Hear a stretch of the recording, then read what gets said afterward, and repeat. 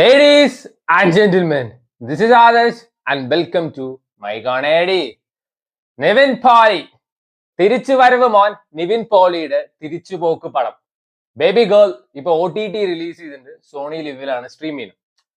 150 കോടിയൊക്കെ അടിച്ച് ഇങ്ങനെ പീക്കിൽ നിൽക്കായിരുന്നു അണ്ണൻ. ആ സമയത്താണ് ഈ സിനിമ ഇറക്കി വിട്ടത്.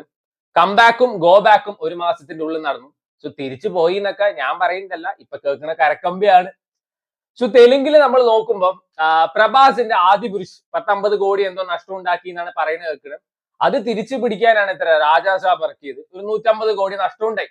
അതേപോലെയാണ് നമ്മുടെ Listin Stephen Nivin Pauly combo. Ramachandran boss and co ഉണ്ടായ നഷ്ടം നികത്താൻ വേണ്ടിയിട്ട് മലയാളി ഫ്രം ഇന്ത്യ ഇറക്കി.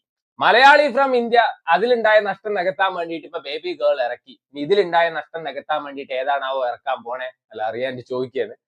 ഇപ്പോഴത്തെ ഏറ്റവും ബെസ്റ്റ് ഒരു ബോംബ് കോംബോ ആണ് ലിസ്റ്റിൻ സ്റ്റീഫനും നിവിൻ പോളിയും. പടക്കക്കടയും തീപ്പെട്ടിയും പോലെയാണ്. അടുത്ത് കൊണ്ടുപോയാൽ തന്നെ ബ്ലാസ്റ്റ് ഈ ലെവലാണ്. സോ ബോക്സ് ഓഫീസ് നമ്പേഴ്സ് നോക്കുമ്പോൾ this is actually A flop. Box office numbers ഞാൻ എടുത്ത് പറയുന്നുണ്ട്. എന്നാൽ സിനിമയെ പറ്റി പറയാന്ന് വെച്ചാൽ ഇത് അപരാധോ ഉറക്കോ ഗുളികയോ ഒന്നും അല്ല. അത് ഞാൻ ആദ്യം തന്നെ പറയാം. ഈ സിനിമ തുടങ്ങുമ്പോൾ തന്നെ നമുക്ക് തോന്നും ഇത് ട്രാഫിക് പോലത്തെ ഒരു പടമാണ്. ഓൾമോസ്റ്റ് സിമിലർ തന്നെയാണ്. ഫ്രം ദ ഫസ്റ്റ് സീൻ പടം സീരിയസ് നോട്ടിലാണ് തുടങ്ങുന്നത്. അതായത് ഈ പ്രേമം അതേപോലെ തൊലിഞ്ഞ പാട്ട് ഇതൊന്നുമില്ല. ഫസ്റ്റ് സീൻ തന്നെ നായകനെ ഭയങ്കര സിമ്പിൾ ആയിട്ട് കാണിക്കുന്നു. പടം സീരിയസ് മോഡിലോട്ട് കയറി. ബേബി ഗേൾ എന്നുള്ള പേര് കേൾക്കുമ്പോൾ തന്നെ ഈ സിനിമയുടെ കഥ ഒരുവിധം എല്ലാവർക്കും അറിയാം. ഹോസ്പിറ്റലിൽ നിന്ന് ഒരു കൊച്ചിനെ കാണാതാവണം, പിന്നെ നടക്കുന്ന അന്വേഷണവും പരിപാടിയൊക്കെയാണ്. ഈ സിനിമയുടെ ഫസ്റ്റ് ഹാഫ് കിഡു ആയിരുന്നു. കിഡു പറഞ്ഞ സൂപ്പർ ത്രില്ലിംഗ് ആയിരുന്നു. നല്ല രസമുണ്ടായിരുന്നു ഈ സിനിമയുടെ ഫസ്റ്റ് ഹാഫ്. എനിക്ക് ഭയങ്കര ഇഷ്ടമായിട്ടുണ്ടായിരുന്നു. ആൻഡ് ടുവേർഡ്സ് സെക്കൻഡ് ഹാഫ് ആയ സമയത്ത് വലിപ്പിച്ച് റബ്ബർ ബാൻഡ് പോലെ ആക്കിയിട്ട് ആൻഡ് എൻഡൊക്കെ ആകുമ്പോൾ scene by scene that was predictable. അല്ലെങ്കിൽ ഫസ്റ്റ് ഹാഫിൽ തരുന്ന ഒരു ത്രില്ല് ഇതിൽ സെക്കൻഡ് ഹാഫിലും പ്രൊവൈഡ് ചെയ്യുന്ന വെച്ചാൽ things would have been different. കിടു പടയനെ പക്ഷെ സെക്കൻഡ് ഹാഫ് കംപ്ലീറ്റ്ലി കയ്യിന്ന് പോയി. ഈ മറ്റേ സിമ്പതി എമ്പതി കഷ്ടപ്പാട് ഒരു സീരിയൽ മോഡിലോട്ടാണ് പടം പോയിണ്ടായിരുന്നത്. ആൻഡ് അതിന് മെയിൻ റീസൺ എന്താ വെച്ചാൽ പടം നല്ല ത്രില്ലിംഗിൽ ഇരിക്കുന്ന സമയത്താണ് ലിജോ മോളും അതേപോലെ സംഗീത് പ്രതാപും കയറി വരുന്നത്. അവരുടെ ഒരു കഥ, അതായത് ലിജോ മോളുടെ ഭർത്തൃ പീഡനം, അതേപോലെ തന്നെ കൊച്ചുങ്ങളില്ല, സിമ്പതി എമ്പതി കരച്ചില് കണ്ണീരും കിനാവും, അത് വന്നതോടുകൂടി ആ ത്രില്ല് പോയി. പക്ഷെ ഒരിക്കലും ലിജോ മോൾ ഇതിൽ മോശമായിട്ടല്ല പെർഫോം ചെയ്തിരിക്കുന്നത്. ലിജോ മോൾ കിടുവായിരുന്നു. കിഡു പെർഫോമൻസ് ആയിരുന്നു. ഭയങ്കര നാച്ചുറൽ ആയിട്ടാണ് ആള് പെർഫോം ചെയ്തിരിക്കുന്നത്. ഭർത്തൃ പീഡനവും അതേപോലെ തന്നെ കൊച്ചുങ്ങൾ ഉണ്ടാവാത്ത പ്രശ്നവും അതൊക്കെ ആളുടെ ഫേസ് കാണുമ്പോൾ തന്നെ നമുക്ക് നന്നായി മനസ്സിലാവുന്നുണ്ട്. കിടു പെർഫോമൻസ് ആയിരുന്നു. പിന്നെ വേറൊരു ചേച്ചി ഉണ്ടായിരുന്നു, മറ്റേ ലാബിലൊക്കെ ഉള്ള ഈ നിവിൻ പോളിയെ വിളിച്ചിട്ട് ഡീറ്റെയിൽസ് ഒക്കെ പറഞ്ഞു കൊടുക്കുന്ന ഒരു ചേച്ചി ഉണ്ട്. ആളും ഭയങ്കര നാച്ചുറൽ ആയിട്ട് പെർഫോം ചെയ്തിരിക്കുന്നത്. ബാക്കി ഒരൊറ്റ മനുഷ്യൻ ഇതിൽ മര്യാദയ്ക്ക് പെർഫോം ചെയ്തിട്ടില്ല. ഇതില് ഒരു ഓസ്കാർ ലെവൽ പെർഫോമൻസ് നടത്തിയ രണ്ടുപേരുണ്ട് ഡെഫിനറ്റ്ലി അവരെ അപ്രീഷിയേറ്റ് ചെയ്യണം. ഒന്ന് കൈലാഷ്. എനിക്കൊന്ന് കൈലാഷിന്റെ അടുത്ത് ഡയറക്ടർ പോയി പറഞ്ഞു ഇതിൽ ഭയങ്കര ഇമ്പാക്ട് ഉള്ള ഒരു റോളാണ്. എന്താണ് റോള്? ഒരു പോലീസ് ഓഫീസർ ഇങ്ങനെ കണ്ണുരുട്ടി കാണിക്കുന്ന ഒരു സീന്. അത് കഴിഞ്ഞപ്പോ അണ്ണനെ കാണാനില്ല. എനിക്ക് തോന്നുന്നു സർവമായിലെ ഡെല്ലുലുവിനെ പോലെ ആള് പ്രകൃതിയിൽ അലിഞ്ഞു ചേർന്നതുകൊണ്ട് പിന്നെ അണ്ണനെ കണ്ടിട്ടേ ഇല്ല. ഇതെന്താ ബാക്കിയുള്ളവർക്ക് കണ്ണ് തട്ടാതിരിക്കാൻ വേണ്ടി കൊണ്ടുവന്ന ക്യാരക്ടർ. പിന്നെ ഇപ്പൊ ഈ മറ്റേ ആക്ടേഴ്സ് ഒക്കെ സിനിമയെ പ്രൊമോട്ട് ചെയ്യണം മറ്റ് എഗ്രിമെന്റ് ഒക്കെ ഒപ്പിട്ട് കൊടുക്കണ്ടല്ലോ. അതേപോലെ തന്നെ പ്രൊഡ്യൂസർമാര് സിനിമയിൽ അഭിനയിക്കണമെന്ന് വേറെ എഗ്രിമെന്റ് ഉണ്ട്. ലെസ്റ്റിൻ സ്റ്റീഫന്റെ ഓസ്കാർ വെല്ലും പെർഫോമൻസ് ഇതിലുണ്ട്. എന്തിന്റെ ആവശ്യം? അയ്യേ.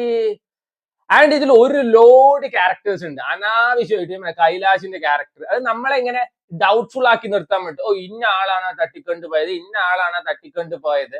എന്നാ ഈ കോവിഡ് പീരീഡ് ആ സമയം തൊട്ടിട്ട് ഇപ്പൊ 2026 വരെ ആൾക്കാർ കാണാത്ത ത്രില്ലേഴ്സ് ഒന്നും ഇല്ല.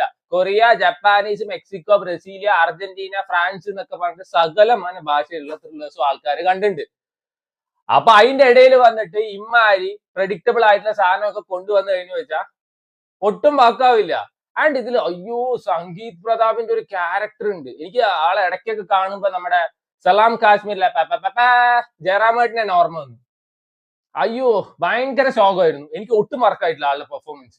അതേപോലെ തന്നെ നമ്മുടെ അഭിമന്യു ഷമി തിലകൻ മാർക്കോത്ത് കൊടൂര ക്രൂര വില്ലൻ അണ്ണനാണ് ഇതിൽ പോലീസ് ഓഫീസറായിട്ട് ഈ കേസും കാര്യമൊക്കെ അന്വേഷിക്കുന്നത്.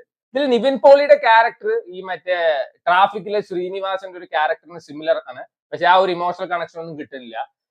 ഈ അഭിമന്യു ഷമി തിലകൻ അണ്ണൻ കണ്ട കിഡു പോലീസ് ഓഫീസർ, കിഡു ലുക്കായിരുന്നു. പക്ഷെ ഡയലോഗ് ഡെലിവറി ഒക്കെ വൻ ശോകമായിരുന്നു. ഇത്രയും ബാഷ് വോയിസ് ഉണ്ടായിട്ട് ഡയലോഗ് ഡെലിവറി ഒക്കെ വൻ ശോകം. അസീസ് നെടുമങ്ങാട് ഉണ്ട്, പക്ഷെ അങ്ങേർക്ക് കൊടുത്ത ഡയലോഗ്സ് ഒക്കെ ഭയങ്കര ഡ്രാമാറ്റിക് ആയിട്ടുള്ള ഡയലോഗ്സ്. നിവിൻ പോളി പോലും ചില സീൻസിന് വൻ ശോകമായിരുന്നു. മേജർ രവി ഉണ്ട് എന്തിനോ വേണ്ടി തിളക്കുന്ന സാമ്പാർ. അതിഥി രവി ഉണ്ട്. എനിക്ക് അതിഥി രവിയെ കൊണ്ടുവന്നിരിക്കുന്നത് ഈ ഐഫോണിന്റെ ആഡ് ചെയ്യാൻ വേണ്ടി കൊണ്ടുവന്നാണ് തോന്നുന്നു. ഇടയ്ക്കിടയ്ക്ക് ഐഫോണും പിടിച്ച് അങ്ങോട്ട് ഇങ്ങനെ നടക്കണതാണ്. അങ്ങനെ ആവശ്യമില്ലാത്ത ഒരു ചുമട് ക്യാരക്ടേഴ്സ് ഉണ്ട്. എന്തിനാണാവോ എന്നാ വല്ലതും പെർഫോം ചെയ്യാനുണ്ടോ? ഒട്ടുമില്ല. ലിജോ മോളും ഞാൻ പറഞ്ഞ മറ്റൊരു ലാബിലുള്ള ചേച്ചി ഒഴിച്ച് ബാക്കി ആരുടെ പെർഫോമൻസും എനിക്ക് വർക്ക് ആയിട്ടില്ല. First half was really nice and second half ഭയങ്കര സാധനമായിരുന്നു. ടുവേർഡ്സ് എൻഡൊക്കെ ആകുമ്പോ അയ്യോ നിവിൻ പോളിയുടെ ക്യാരക്ടറിന് ആരെങ്കിലും മറ്റേ നോബൽ പ്രൈസ് ഫോർ പീസ് എടുത്തു കൊടുക്ക്. എത്ര പടത്തിൽ വന്നിട്ടുണ്ട് ഇതേപോലെ സെന്റിമെന്റ്സ്, ഇമോഷണൽ കണക്ഷൻ. അയ്യേ. സോ ഫസ്റ്റ് ഹാഫത്തെ ആ ഒരു ത്രില്ലിംഗ് മൊമെന്റ്സ് സെക്കൻഡ് ഹാഫിൽ കൊണ്ടുവരാൻ പറ്റിയിട്ടുണ്ടായിരുന്നേൽ അതൊരു കിടുപടമായേനെ. പക്ഷെ at the end of the day ഇത് ഒരിക്കലും ഒരു അപരാധോ അതേപോലെ ഉറക്ക ഗുളിക പരിപാടിയൊന്നും അല്ല. അതാണെങ്കിൽ ചുമ്മാ കണ്ടിരിക്കുക. എനിക്ക് ആവറേജിന് തൊട്ട് താഴെ നിൽക്കുന്ന ഒരു പടമായിട്ടാണ് തോന്നിയത്. Baby girl is now available on Sony Liv. Malayalam മനസ്സിലാക്കാൻ ബുദ്ധിമുട്ടാണോ? ഹിന്ദി ഭാഷയിലും അവൈലബിൾ ആണ്.